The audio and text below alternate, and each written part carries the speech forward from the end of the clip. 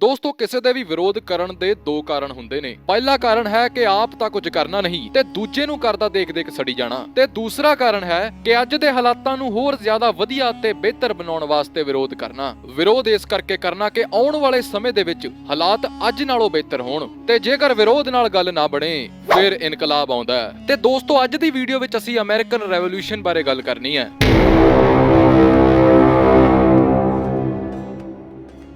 ਦੋਸਤੋ American revolution ਦਾ time period 1765 ਤੋਂ ਲੈ ਕੇ 1783 ਤੱਕ ਦਾ ਹੈ, ਜਿਸ ਦੇ ਵਿੱਚ 1775 ਤੋਂ ਲੈ ਕੇ 1783 ਤੱਕ ਦੇ ਸਮੇਂ ਵਿੱਚ ਕੋਲੋਨਿਸਟਾਂ ਨੇ ਅਮਰੀਕਨ ਵਾਰ ਆਫ ਇੰਡੀਪੈਂਡੈਂਸ ਲੜੀ, ਜਦਕਿ 1765 ਤੋਂ ਲੈ ਕੇ 1775 ਤੱਕ ਦੇ ਸਮੇਂ ਵਿੱਚ ਜੇਕਰ ਸੌਖੇ ਸ਼ਬਦਾਂ ਵਿੱਚ ਕਹਿਣਾ ਹੋਵੇ ਤਾਂ ਉਸ ਸਮੇਂ ਰੈਵੋਲੂਸ਼ਨ ਦਾ ਮਾਹੌਲ ਤਿਆਰ ਹੋ ਰਿਹਾ ਸੀ। ਤੇ ਜੇਕਰ ਤੁਸੀਂ ਇਸ ਵੀਡੀਓ ਦਾ ਪਹਿਲਾ ਪਾਰਟ ਨਹੀਂ ਵੇਖਿਆ ਤਾਂ ਪਹਿਲਾਂ ਉਹ ਜ਼ਰੂਰ ਵੇਖ ਲੈਣਾ, ਜਿਸ ਦਾ ਲਿੰਕ ਅਸੀਂ ਡਿਸਕ੍ਰਿਪਸ਼ਨ ਵਿੱਚ ਦਿੱਤਾ ਹੋਇਆ, ਤਾਂ ਜੋ ਤੁਸੀਂ ਅੱਜ ਦੀ ਵੀਡੀਓ ਨੂੰ ਹੋਰ ਜ਼ਿਆਦਾ ਬਿਹਤਰ ਤਰੀਕੇ ਨਾਲ ਸਮਝ ਸਕੋ।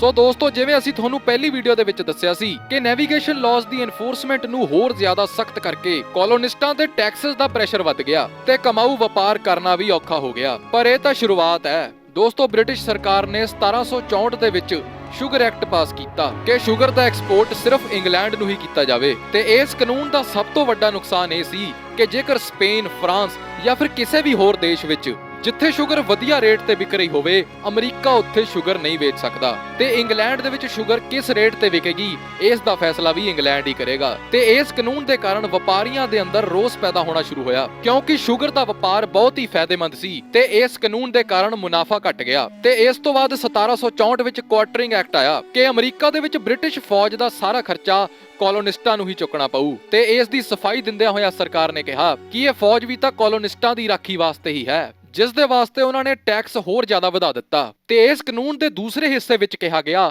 ਕਿ ਕੋਲੋਨਿਸਟਾਂ ਦੀ ਇਹ ਜ਼ਿੰਮੇਵਾਰੀ ਹੈ ਕਿ ਬ੍ਰਿਟਿਸ਼ ਫੌਜ ਨੂੰ ਹਰ ਤਰ੍ਹਾਂ ਦੀ ਸਹੂਲਤ ਦਿੱਤੀ ਜਾਵੇ। ਜੇਕਰ ਕਿਸੇ ਫੌਜੀ ਨੂੰ ਜਾਂ ਫਿਰ ਫੌਜ ਦੀ ਕਿਸੇ ਟੁਕੜੀ ਨੂੰ ਕਿਸੇ ਕੋਲੋਨਿਸਟ ਦੇ ਘਰ ਵਿੱਚ ਰੁਕਣ ਦੀ ਜ਼ਰੂਰਤ ਪਈ ਤਾਂ ਉਹ ਕੋਲੋਨਿਸਟ ਮਨਾ ਨਹੀਂ ਕਰ ਸਕਦਾ।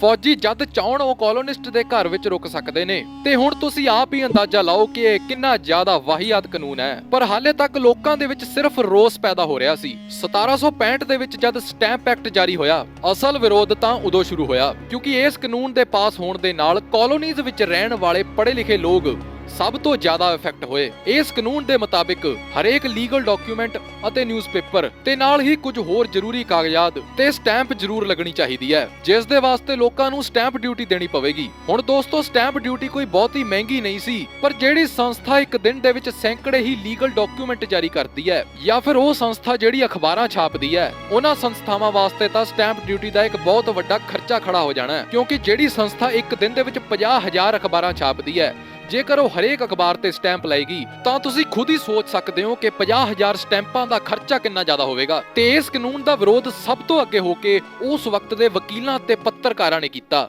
ਕਿਉਂਕਿ ਜ਼ਿਆਦਾਤਰ ਲੀਗਲ ਡਾਕੂਮੈਂਟਸ ਵਕੀਲਾਂ ਦੁਆਰਾ ਜਾਰੀ ਕੀਤੇ ਜਾਂਦੇ ਨੇ, ਜਦ ਕਿ ਪੱਤਰਕਾਰ ਅਖਬਾਰਾਂ ਦੇ ਰਾਹੀਂ ਆਮ ਲੋਕਾਂ ਦੇ ਵਿੱਚ ਆਪਣੀ ਗੱਲ ਰੱਖਦੇ ਨੇ। ਤਾਂ ਵਕੀਲਾਂ ਨੂੰ ਤੇ ਪੱਤਰਕਾਰਾਂ ਨੂੰ ਇਸ ਕਾਨੂੰਨ ਦੇ ਨਾਲ ਸਭ ਤੋਂ ਵੱਧ ਨੁਕਸਾਨ ਹੋਇਆ, ਤੇ ਇਸ ਐਕਟ ਦਾ ਵਿਰੋਧ ਕਰਦੇ ਹੋਏ ਨਾਅਰਾ ਦਿੱਤਾ ਗਿਆ, ਨੋ ਟੈਕਸੇਸ਼ਨ ਵਿਦਆਊਟ ਰੈਪਰੈਜ਼ੈਂਟੇਸ਼ਨ।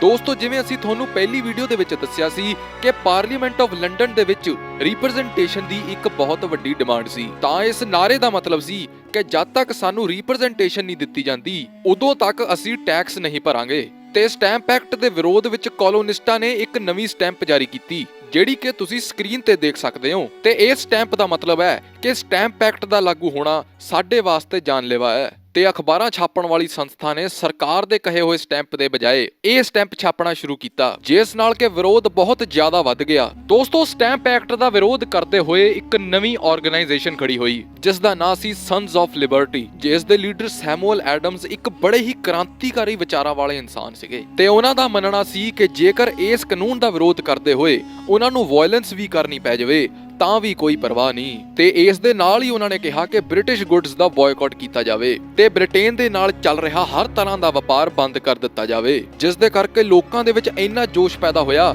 ਕਿ ਸਰਕਾਰ ਵਿਰੋਧ ਦਾ ਸਾਹਮਣਾ ਨਹੀਂ ਕਰ ਪਾਈ। ਤੇ ਇੰਨਾ ਜ਼ਿਆਦਾ ਵਿਰੋਧ ਹੋਣ ਦੇ ਕਾਰਨ 1766 ਦੇ ਵਿੱਚ ਸਟੈਂਪ ਐਕਟ ਵਾਪਸ ਲੈ ਲਿਆ ਗਿਆ। ਪਰ 1766 ਵਿੱਚ ਹੀ ਬ੍ਰਿਟਿਸ਼ ਨੇ ਡੈਕਲੇਰੇਟਰੀ ਐਕਟ ਪਾਸ ਕੀਤਾ ਕਿ ਇੰਗਲੈਂਡ ਦੇ ਬਾਦਸ਼ਾਹ ਤੇ ਬ੍ਰਿਟਿਸ਼ ਪਾਰਲੀਮੈਂਟ ਕਾਲੋਨੀਜ਼ ਵਿੱਚ ਰਹਿਣ ਵਾਲੇ ਲੋਕਾਂ ਵਾਸਤੇ ਕਾਨੂੰਨ ਬਣਾਉਣ ਦੀ ਤੇ ਉਹਨਾਂ ਤੇ ਟੈਕਸ ਲਾਉਣ ਦਾ ਪੂਰਾ ਹੱਕ ਰੱਖਦੇ ਨੇ। ਦੋਸਤੋ, ਵੈਸੇ ਤਾਂ ਕਾਲੋਨੀਜ਼ ਦੇ ਵਿੱਚ ਐਬਸੋਲੂਟ ਮੋਨਾਰਕੀ ਨਹੀਂ ਸੀ, ਪਰ ਡੈਕਲੇਰੇਟਰੀ ਐਕਟ ਦਾ ਪਾਸ ਹੋਣਾ ਇੰਜ ਸੀ ਜਿਵੇਂ ਡਿਕਟੇਟਰਸ਼ਿਪ ਦਾ ਐਲਾਨ ਹੋ ਗਿਆ ਹੋਵੇ। ਤੇ ਇਸ ਕਾਨੂੰਨ ਦੇ ਪਾਸ ਹੋਣ ਦੇ ਨਾਲ ਲੋਕਾਂ ਦੇ ਅੰਦਰ ਗੁੱਸਾ ਹੋਰ ਜ਼ਿਆਦਾ ਵੱਧ ਗਿਆ ਕਿ ਇੱਕ ਤਾਂ ਤੁਸੀਂ ਪਹਿਲਾਂ ਹੀ ਰਿਪਰੈਜ਼ੈਂਟੇਸ਼ਨ ਨਹੀਂ ਦੇ ਰਹੇ, ਉੱਤੋਂ ਅਜਿਹੇ ਕਾਨੂੰਨ ਪਾਸ ਕਰ ਰਹੇ ਹੋ, ਇਹ ਅਸੀਂ ਕਿਵੇਂ ਮੰਨ ਸਕਦੇ ਹਾਂ। ਦੋਸਤੋ, ਇਸ ਤੋਂ ਬਾਅਦ 1767 ਦੇ ਵਿੱਚ ਟਾਊਨਸ਼ੈਂਡ ਐਕਟ ਆਇਆ ਤੇ ਇਸ ਕਾਨੂੰਨ ਦੇ ਰਾਹੀਂ ਨਿਊਯਾਰਕ ਦੀ ਲੈਜਿਸਲੇਚਰ ਨੂੰ ਸਸਪੈਂਡ ਕਰ ਦਿੱਤਾ ਗਿਆ ਤੇ ਐਸੈਂਸ਼ੀਅਲ ਗੁੱਡਸ ਉੱਤੇ ਟੈਕਸ ਵਧਾ ਦਿੱਤਾ ਗਿਆ ਤੇ ਇਹਨਾਂ ਐਸੈਂਸ਼ੀਅਲ ਗੁੱਡਸ ਵਿੱਚੋਂ ਚਾਹ ਪੱਤੀ ਉੱਤੇ ਸਭ ਤੋਂ ਜ਼ਿਆਦਾ ਟੈਕਸ ਲਾਇਆ ਗਿਆ ਕਿਉਂਕਿ ਅਮਰੀਕਾ ਦੇ ਵਿੱਚ ਲੋਕ ਚਾਹ ਪੀਣਾ ਬਹੁਤ ਪਸੰਦ ਕਰਦੇ ਸੀ। ਤਾਂ ਈਸਟ ਇੰਡੀਆ ਕੰਪਨੀ ਦੇ ਰਾਹੀਂ ਭਾਰਤ ਵਿੱਚੋਂ ਚਾਹ ਪੱਤੀ ਮੰਗਵਾਈ ਜਾਂਦੀ ਸੀ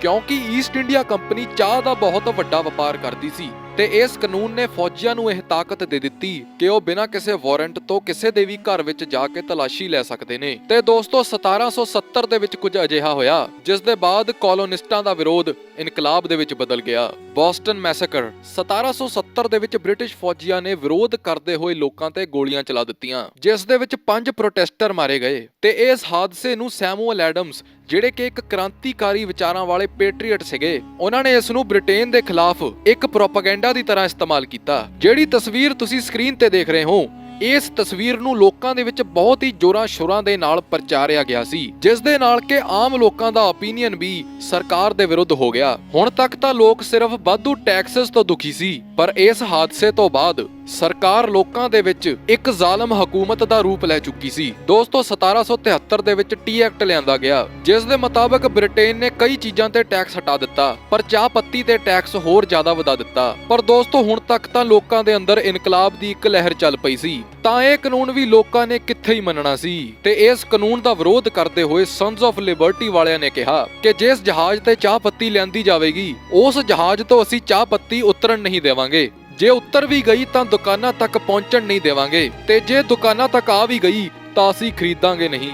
ਤੇ ਫਿਰ ਜਦ ਈਸਟ ਇੰਡੀਆ ਕੰਪਨੀ ਦੇ ਜਹਾਜ਼ ਅਮਰੀਕਨ ਪੋਰਟ ਤੇ ਪਹੁੰਚਦੇ ਨੇ ਤਾਂ ਸੰਸ ਆਫ ਲਿਬਰਟੀ ਵਾਲੇ ਆਪਣਾ ਭੇਸ ਬਦਲ ਕੇ ਜਹਾਜ਼ ਤੇ ਚੜ ਕੇ ਸਾਰੀ ਚਾਹ ਪੱਤੀ ਸਮੁੰਦਰ ਵਿੱਚ ਸੁੱਟ ਦਿੰਦੇ ਨੇ ਜਿਸ ਦੀ ਰਕਮ 10,000 ਪਾਉਂਡ ਦੇ ਕਰੀਬ ਸੀ ਜੋ ਕਿ ਅੱਜ ਤਕਰੀਬਨ 1 ਮਿਲੀਅਨ ਪਾਉਂਡ ਦੇ ਕਰੀਬ ਹੋਵੇਗੀ। ਤੇ ਦੋਸਤੋ, ਇਹ ਇੱਕ ਸਿੰਬੋਲਿਕ ਪ੍ਰੋਟੈਸਟ ਸੀ ਕਿ ਹੁਣ ਅਮਰੀਕਾ ਬ੍ਰਿਟਿਸ਼ ਦਾ ਧੱਕਾ ਨਹੀਂ ਸਹੇਗਾ ਤੇ ਇਸ ਪ੍ਰੋਟੈਸਟ ਦਾ ਨਾਂ ਦ ਬੋਸਟਨ ਟੀ ਪਾਰਟੀ ਰੱਖਿਆ ਗਿਆ। ਸੋ ਦੋਸਤੋ, ਅੱਜ ਦੀ ਵੀਡੀਓ ਵਿੱਚ ਅਸੀਂ ਉਹਨਾਂ ਕਾਨੂੰਨਾਂ ਬਾਰੇ ਗੱਲ ਕੀਤੀ ਹੈ ਜਿਨ੍ਹਾਂ ਕਰਕੇ ਲੋਕਾਂ ਦੇ ਅੰਦਰ ਬ੍ਰਿਟੇਨ ਦੇ ਖਿਲਾਫ ਗੁੱਸਾ ਪੈਦਾ ਹੋਇਆ। ਤੇ ਦੋਸਤੋ, ਅਮਰੀਕਨ ਰੈਵੋਲੂਸ਼ਨ ਦੇ ਤੀਜੇ ਪਾਰਟ ਨੂੰ ਜ਼ਰੂਰ ਵੇਖਿਓ ਜਿਸ ਦੀ ਵੀਡੀਓ ਅਸੀਂ ਆਉਣ ਵਾਲੇ ਇੱਕ ਹਫ਼ਤੇ ਦੇ ਵਿੱਚ ਅਪਲੋਡ ਕਰ ਦਵਾਂਗੇ ਜਿਸ ਦੇ ਵਿੱਚ ਅਸੀਂ ਅਮਰੀਕਨ ਵਾਰ ਆਫ ਇੰਡੀਪੈਂਡੈਂਸ ਬਾਰੇ ਗੱਲ ਕਰਾਂਗੇ। ਸੋ ਜੇ ਤੁਹਾਨੂੰ ਸਾਡੀ ਵੀਡੀਓ ਚੰਗੀ ਲੱਗੀ ਤਾਂ ਲਾਈਕ ਤੇ ਕਮੈਂਟ ਜ਼ਰੂਰ ਕਰਿਓ। ਸਾਡੇ ਚੈਨਲ ਨੂੰ ਸਪੋਰਟ ਕਰਨ ਵਾਸਤੇ ਇਸ ਵੀਡੀਓ ਨੂੰ ਵੱਧ ਤੋਂ ਵੱਧ ਸ਼ੇਅਰ ਕਰੋ ਤੇ ਫਿਊਚਰ ਅਪਡੇਟਸ ਵਾਸਤੇ ਚੈਨਲ ਨੂੰ ਸਬਸਕ੍ਰਾਈਬ ਜ਼ਰੂਰ ਕਰ ਲਿਓ। ਬਹੁਤ ਬਹੁਤ ਧੰਨਵਾਦ।